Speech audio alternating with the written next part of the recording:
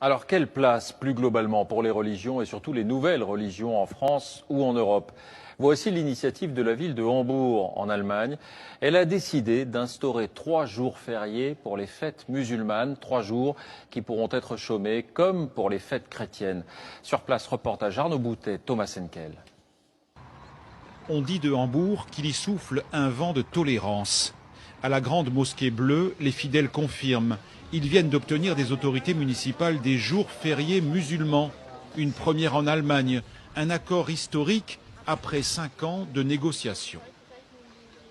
C'est un signe important. La mairie nous a dit, vous les musulmans, vous faites partie de la ville. Cela va favoriser la compréhension des deux côtés, je crois.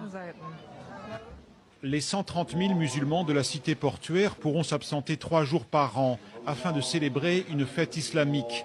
Dans cette mosquée, la plupart des visiteurs non musulmans s'en félicitent. Comment l'Allemagne peut-elle bénéficier de la culture musulmane? Pour moi, c'est ça la question. Il faut arrêter de jouer à se faire peur, comme le font certains. Cela va encourager la tolérance et faire taire les conservateurs qui refusent tout changement. Ce sont eux les plus agressifs, mais il y en a peu. Quelques musulmans et quelques chrétiens tout au plus. Et pour favoriser le dialogue, l'État contrôle depuis peu les cours de religion musulmane.